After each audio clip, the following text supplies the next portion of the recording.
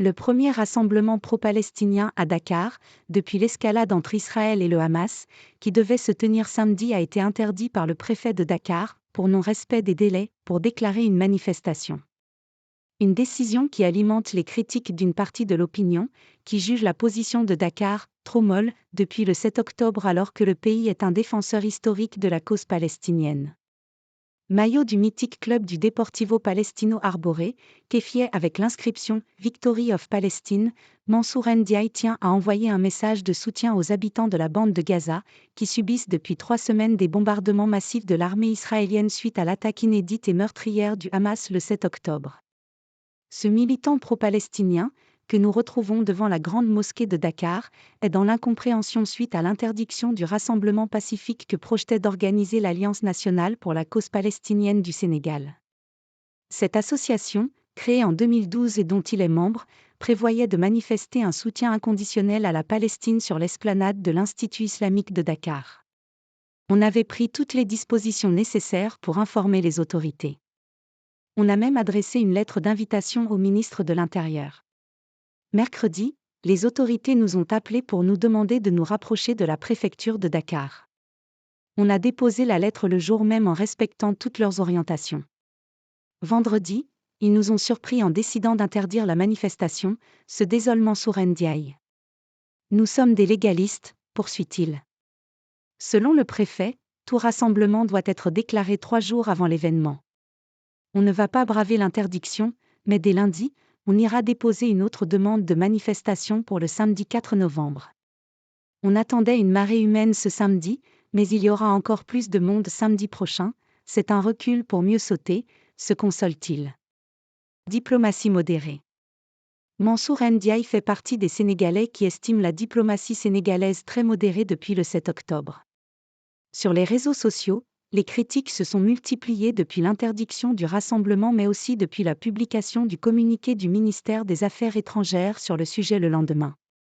Le gouvernement de la République du Sénégal condamne les attaques à l'origine de cette nouvelle spirale de la violence et appelle les parties à la retenue, pouvait-on lire. En rappelant sa qualité de président du Comité des Nations Unies pour l'exercice des droits inaliénables du peuple palestinien, le Sénégal avait également appelé à la reprise des négociations pour aboutir à une solution à 2 États.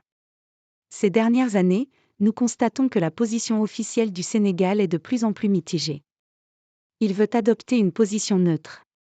Cette neutralité ne reflète pas l'opinion populaire au Sénégal. La position du Sénégal doit être du côté des Palestiniens. Il se doit surtout de condamner l'agression israélienne dans la bande de Gaza, argumente Mansour Ndiaye. On parle à Israël, on parle à la Palestine. Ces critiques sont injustifiées selon Yorodia, ministre chargé de la communication de la présidence de la République. Selon lui, la position du Sénégal sur la crise palestinienne n'a jamais varié. Le Sénégal défend à l'ONU les droits inaliénables du peuple palestinien depuis 40 ans. Le Sénégal fait partie des premiers pays à avoir reconnu la Palestine. Abbassi, un ancien ambassadeur de la Palestine au Sénégal, est enterré à Dakar sur demande, à l'époque, de Yasser Arafat. Et ce dernier avait un passeport diplomatique sénégalais, énumère Yorodia, qui tient à préciser que cette posture historique du Sénégal est toujours d'actualité. Depuis le président Léopold Sédar Senghor, président du Sénégal de 1960 à 1980, le Sénégal a toujours adopté une position de bon sens dans tous les conflits du monde. C'est le cas, par exemple, de la guerre en Ukraine. On parle à tout le monde. Au Proche-Orient, on parle à Israël et on parle à la Palestine, poursuit Dia, en assurant que le Sénégal n'a de leçons à recevoir d'aucun pays du monde sur son soutien à la cause palestinienne. Un avis partagé par Bakary Samb, spécialiste des relations arabo-africaines et directeur régional du think tank Timbuktu Institute. Il estime qu'il faudrait analyser le langage diplomatique du Sénégal sans le confondre avec le tempérament de la population, qui elle est foncièrement pro-palestinienne. Le Sénégal a une position classique. Il est l'un des rares pays du monde musulman à pouvoir parler à tous les autres. Sa voix est tellement précieuse qu'il est à la tête du comité en charge du droit des Palestiniens à l'ONU depuis 1975, explique-t-il. Composé de 95% de musulmans, le Sénégal préside le comité permanent de l'Organisation de la Conférence islamique pour l'information et les affaires culturelles, Comiac. Selon le chercheur, le pays a suivi les variations diplomatiques dans le monde arabe sur Israël. L'État hébreu s'est rapproché ces dernières années de plusieurs pays arabes comme l'Arabie saoudite, les Émirats arabes unis, le Maroc ou encore le Qatar.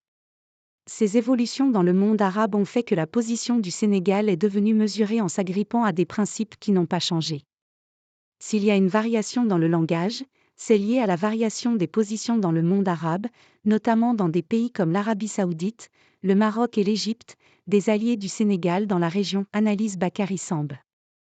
Alors que l'armée israélienne poursuit son opération militaire meurtrière dans la bande de Gaza, les appels à la désescalade se multiplient dans le monde. Dakar de son côté reste discret.